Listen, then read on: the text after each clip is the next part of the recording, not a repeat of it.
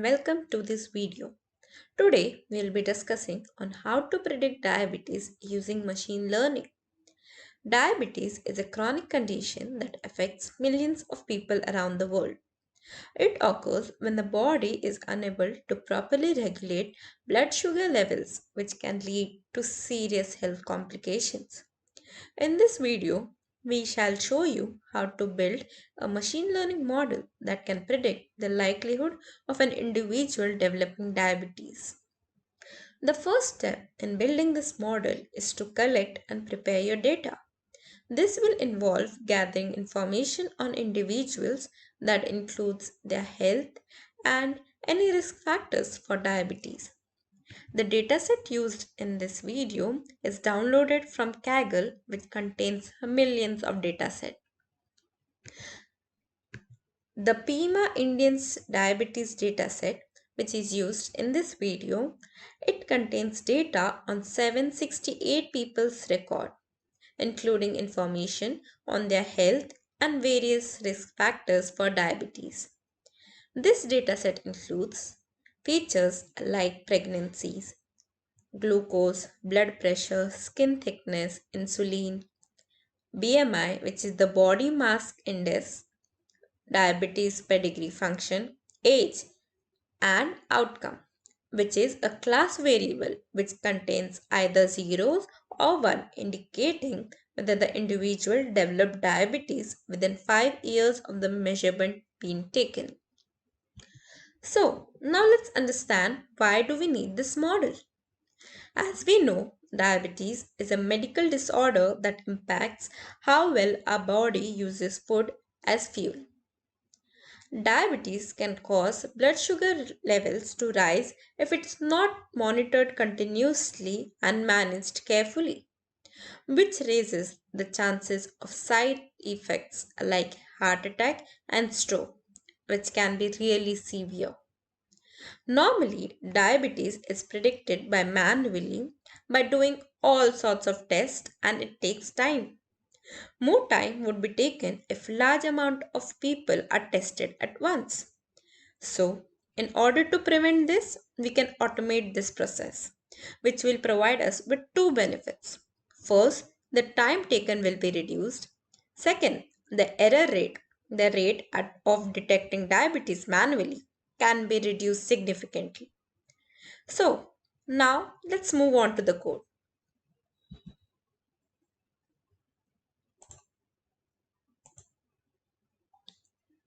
So, we'll start by importing the necessary libraries such as NumPy, Pandas, Matplotlib, and Seaborn. Pandas is a library to access and read files. NumPy contains mathematical variables, and Matplotlib is used for graphical representation. Matplotlib inline function basically the output of plotting commands is displayed inline. Then we use pd.read underscore csv command to read our dataset, which is then stored into a variable named df. Then we use df.shape to view the dimensions of our dataset. Then by df.head we can view the top 5 rows of our dataset. Then we'll start the data preprocessing. df.info helps us in viewing the data frames summary. df.describe helps in viewing the descriptive statistics of our dataset. df.columns helps us in understanding what are the names of columns which our dataset contains. Our dataset contains columns like pregnancy, glucose, blood pressure, skin thickness, etc. etc. Now the main part comes, which is checking for null values. df.isNull.sum helps us in checking the sum of null values present in each column. Then we can import missing num as MSNO, and by this matrix we can help which helps us in visualizing the missing data. As we can see that in this column there is no missing data. df.info again helps us in viewing the information about our dataset. Then the EDA starts. As you can see in this code, sns.histplot is a function in the Python library Seaborn that plots a histogram of the given dataset. So, in this case, df.pregnancy is the column of the data from the pandas data frame called df, which represents the number of pregnancies the person has had. Face color is equal to C specifies the color of the bars in the histogram. In this case, we have chosen the color to be C, which is cyan. Bins is equal to 100. This specifies the number of bins or intervals to divide the data into. So we have taken the bins as 100. Stat is equal to density. This specifies that the histogram should be plotted as a density plot rather than a frequency plot. This means that the area under the histogram will sum to 1 and the y-axis will be interpreted as a probability density. So, let me summarize this code. This code will plot a histogram of number of pregnancies that person had with the histogram showing the distribution of the data as a density plot. The bars in the histogram will be cyan in color and there will be 100 bins.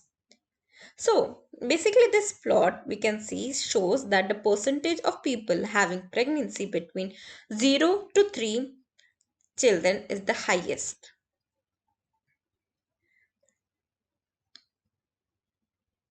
Same we have done for glucose, blood pressure, skin thickness.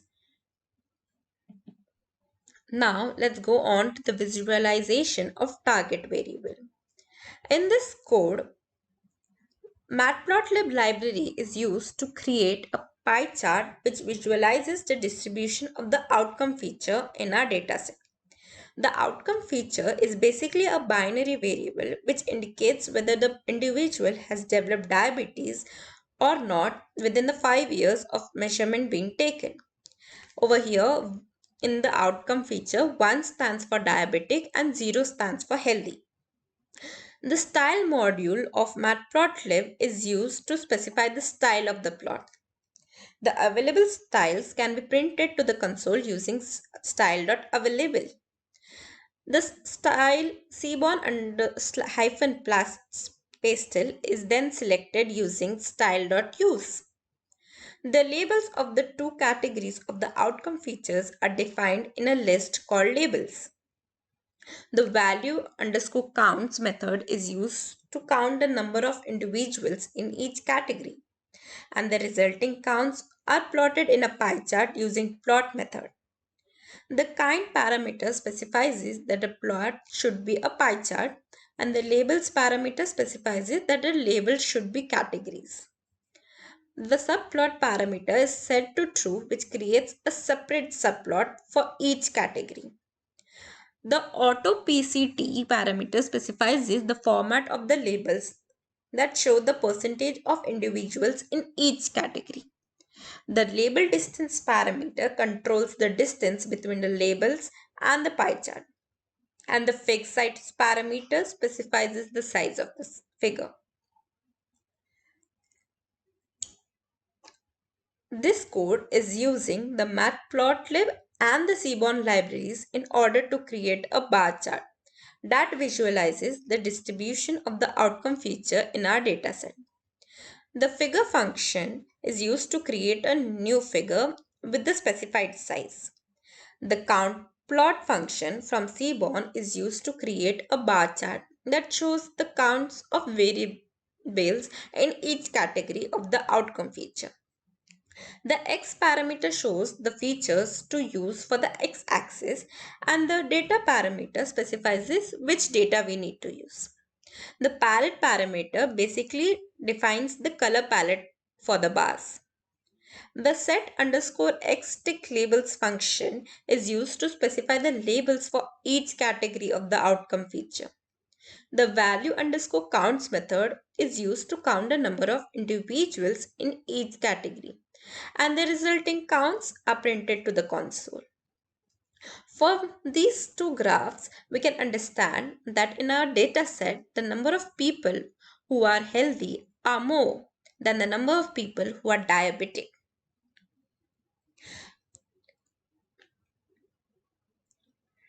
In this code, Matplotlib and Seaborn libraries are used to create a histogram that shows us the distribution of pregnancy features for individuals who have developed diabetes within the 5 years of measurement being taken and who have not.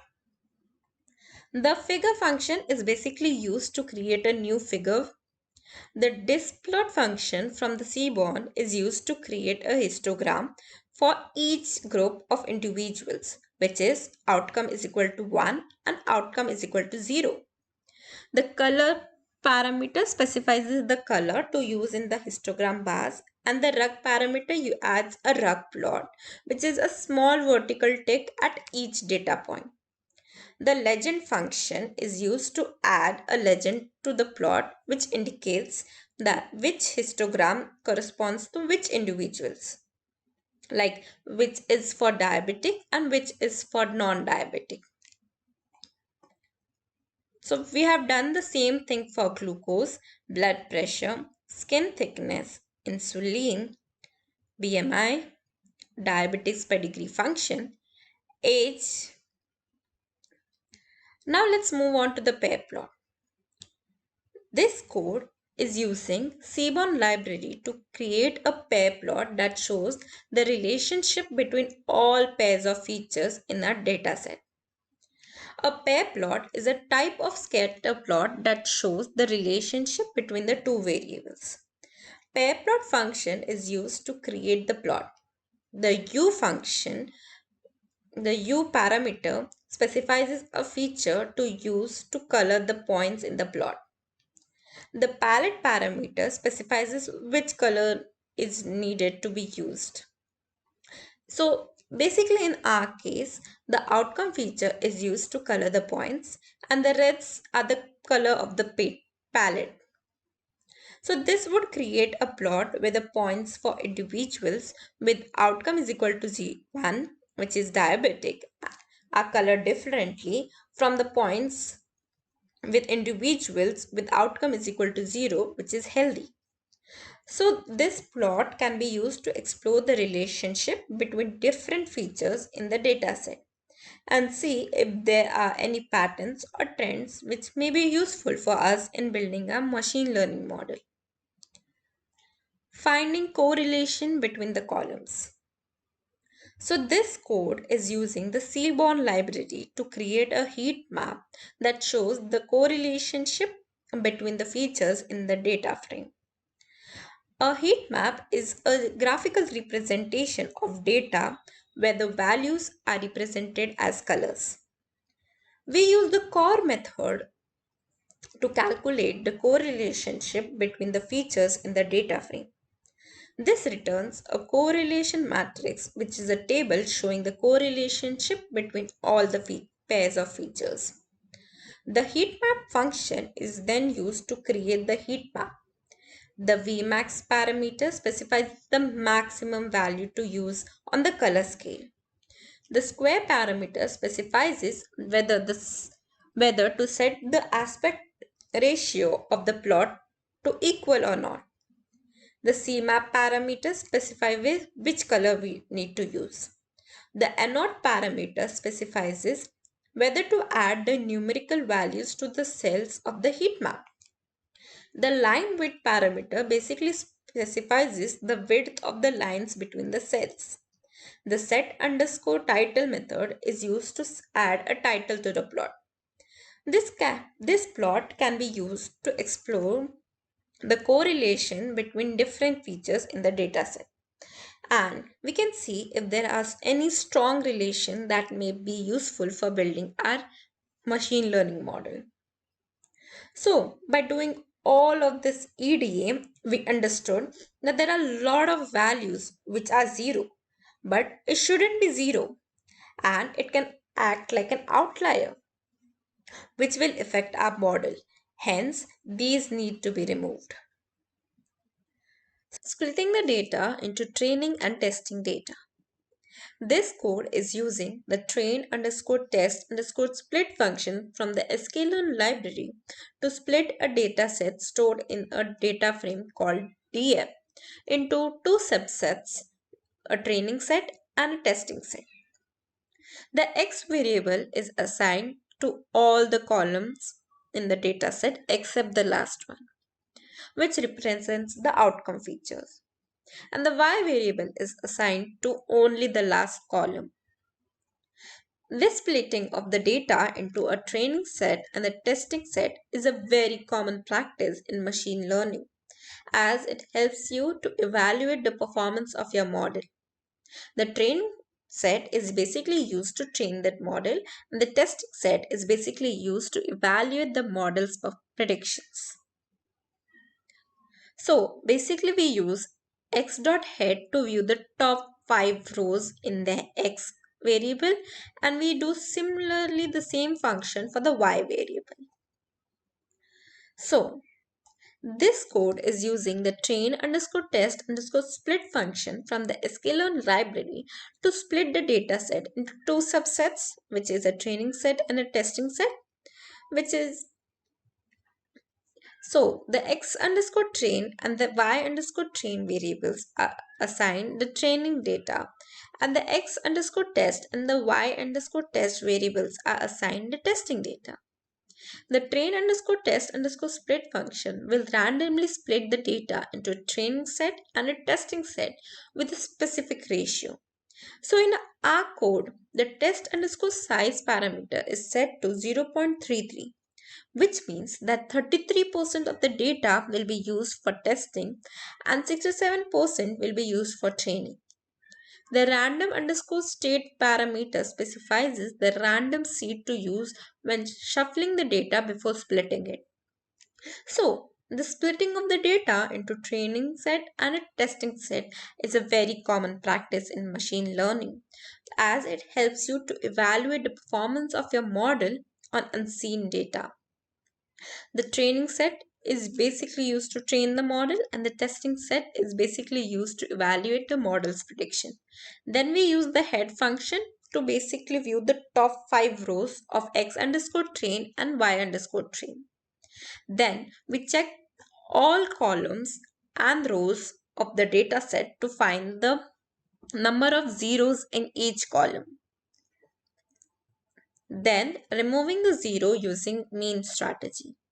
In this code, the simple imputer class from the sklearn library is used to fill the missing values in the x underscore train and the x underscore test dataset. The simple imputer class provides a simple way to handle the missing values in our dataset by just replacing them with a specified value. For instance, an instance of the simple imputer class called fill is created.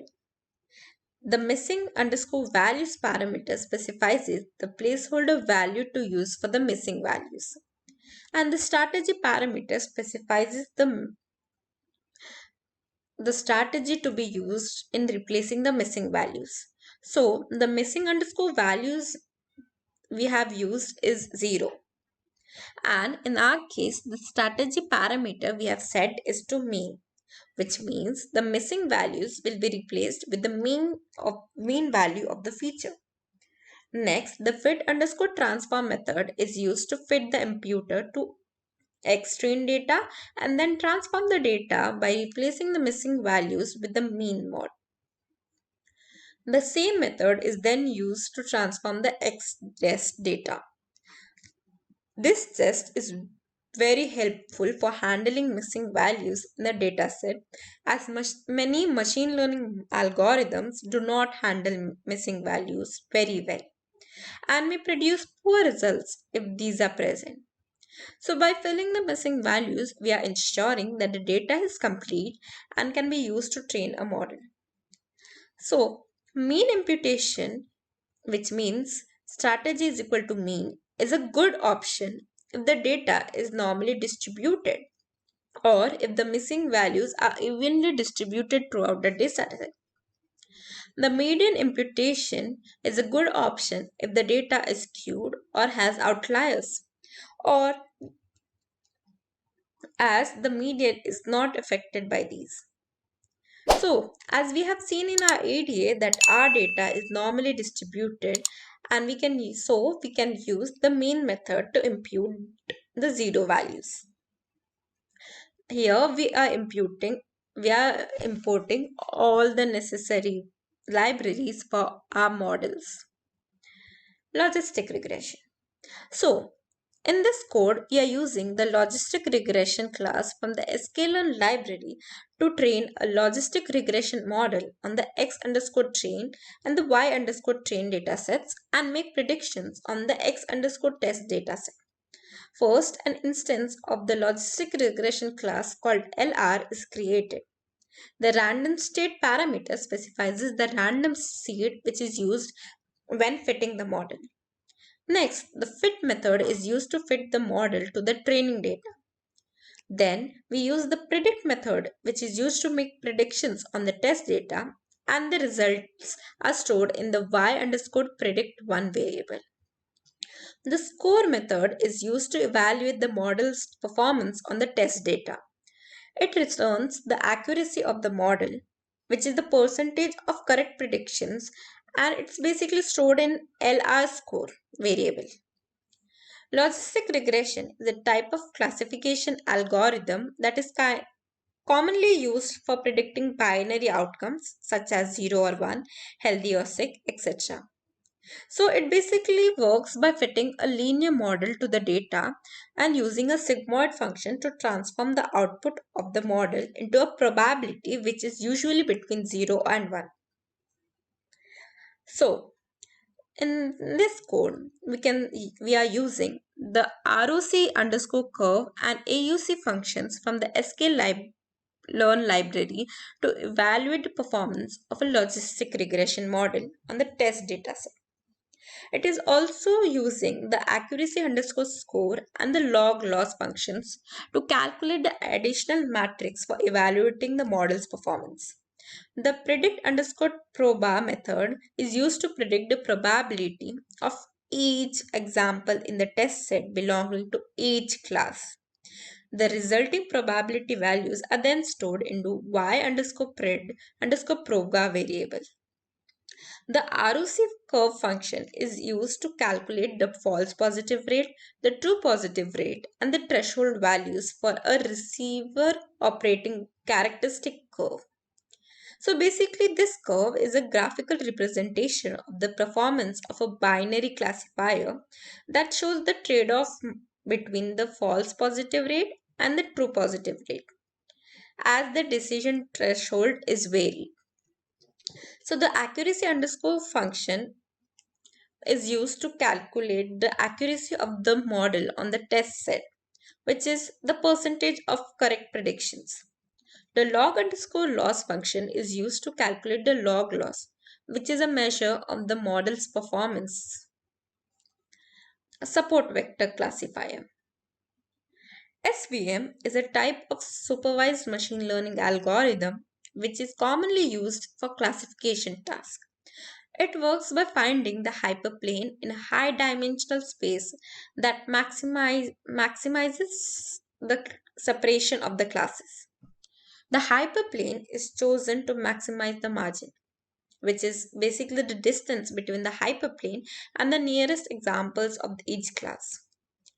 In this code, we are using the SVC class from the sklearn library to train a support vector machine model on the x underscore train and the y underscore train datasets. And then we are making the prediction of the x underscore test dataset. It is also using a confusion matrix function to calculate the confusion matrix for evaluating the model's performance. First, an instance of the SVC class called the SVC model is created. The random state parameter specifies the random seed which is used to fit the model. The fit method is used to fit the model to the training data. Then we use the predict method to make predictions on the test data. And then the resulting predictions are basically stored in the y underscore predict2 variable. The score method is used to evaluate the model's performance on the test data. It returns the accuracy of the model, which is the percentage of correct predictions, and the accuracy is stored in the SVC score variable. The confusion underscore matrix function is basically used to calculate a confusion matrix, which is a table that shows the number of correct and incorrect predictions made by the model. So the confusion matrix is used to evaluate the performance of the classifier and identify the areas where we are making mistakes. So this code is basically using the accuracy underscore score function from the sklearn library in order to calculate the accuracy of our SVM model on the test dataset. The accuracy underscore score function takes in input as the true labels of the test set, and the predicted labels would be produced by the model y underscore predict2, and it basically returns the percentage of correct predictions. The class name notation is basically used to get the name of the class of the SVC model object. This is the name which is used to create a string that is printed along the accuracy score. So basically, accuracy is a very common metric for evaluating the performance of classification model. So it is a percentage of correct predictions made by the model on the test set. A high accuracy score basically indicates that a model is making the correct predictions most of the time, while a low accuracy score indicates the model is making a lot of mistakes. Random forest classifier. So in this code, we are using the random forest classifier from the sklearn library to train a random forest classifier on the x underscore train and the y underscore train datasets. First, we will be creating a random forest classifier instance called CLF, and then the n underscore estimator parameter is specified, which states the number of trees in the forest. Then we would fit the model by the fit method on the training data. Then the model will learn to make predictions based on the patterns and the relationships present in the training data. So basically, a random forest is an ensemble learning method which is commonly used for classification and regression tasks. They work by constructing a large number of decision trees and aggregating the predictions made by each tree. Each tree is trained on a random subset of the training data, and the predictions of all trees are combined to make a final prediction. By training multiple trees and aggregating their predictions, random forests can often produce more accurate predictions than a single decision tree. So, implementing the KNN classifier with K-neighbors. So in this code, basically we are using the K-neighbors classifier class from the sklearn.neighbors library to train a KNN classifier on the training data. The KNN classifier class usually takes input a neighbor parameter that specifies the number of nearest neighbors which we need to consider while making prediction. In our case, we are creating a classifier with the n neighbors set to 23. So this classifier is then fit to the training data using the fit method.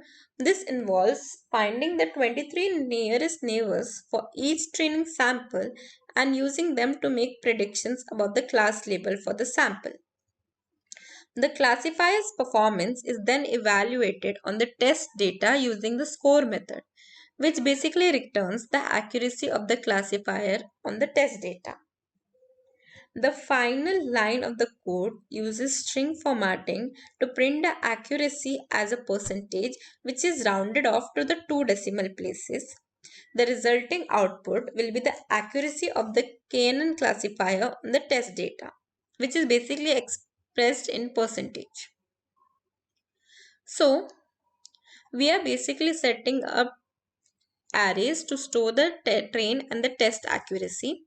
Then we are looping over to the different values of k, and then we are setting a KNN classifier with k neighbors, then fitting it, then computing the accuracy on the training set, and then computing the accuracy on the testing set. So basically we are generating a plot for the same thing which we have done up. Based on the testing accuracy, we are just plotting the testing accuracy and the training accuracy. XGBoost classifier.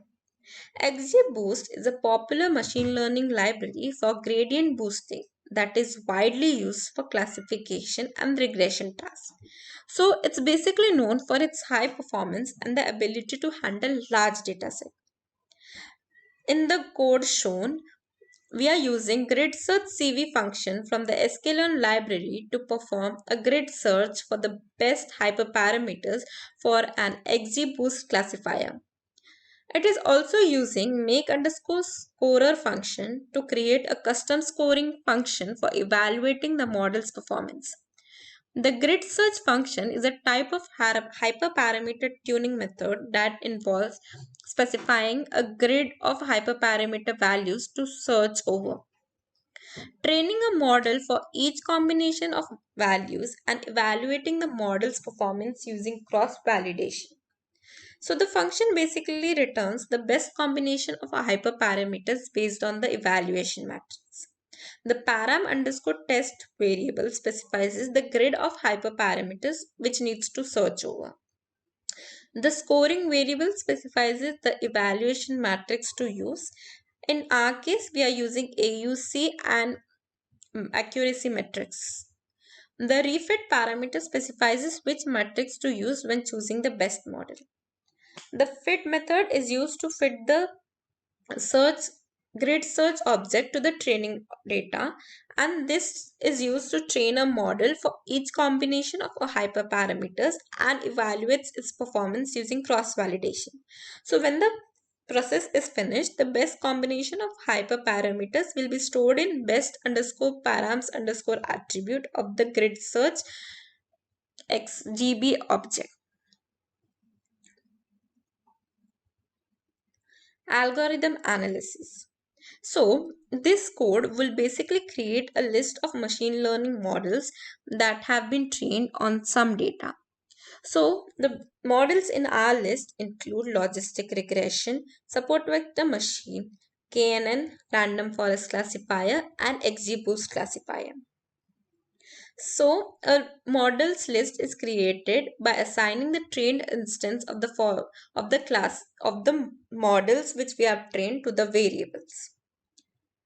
These models are then used for making predictions and evaluating their performance and comparing their performance to each other. So, this code is creating a data frame that compares the performance of the machine learning model stored in model list. It does this by fitting each model to the training data, making predictions on the test data, and calculating various evaluation metrics for each model. The model underscore compare data frame is created with columns for the model's name, test, accuracy, precision, recall, and the area under the ROC curve. This code iterates to each model in the model list and fits it to the training set using the fit mod method. Then it uses the predict method to make predictions on the test data, and the ROC underscore curve function to calculate the false positive rate, true positive rate, and the threshold value for the ROC curve. So the model underscore variable is set to name the name of the model's class. The other evaluation matrices are calculated using score, precision score, recall underscore score, and the AUC function. The data frame is then basically sorted by the model's test accuracy column in the descending order. This will rank the models from the highest to the lowest accuracy. The resulting data frame can be used to compare the performance of the different models, and we can select the best one for our task. So the model test accuracy comparison. In this code, we are using the bar plot function from the Seaborn library in order to create a bar plot for comparing the test accuracy of the machine learning model stored in the model underscore compare data frame. The bar plot function basically takes input as the names of the columns to use as the x-axis and the y-axis and the data frame containing the data to plot. It creates a bar for each model with the height of the bar representing the accuracy of the model. The xTix function is used to adjust the appearances of the xTix labels. The title function is used to set the title of the plot. And finally, we use the show function, which is used to display the plot. The resulting bar plot will provide a visual comparison of the test accuracy of different models, allowing you to easily see which models are performing the best. In this way, we have created a diabetic prediction model using machine learning. Thank you.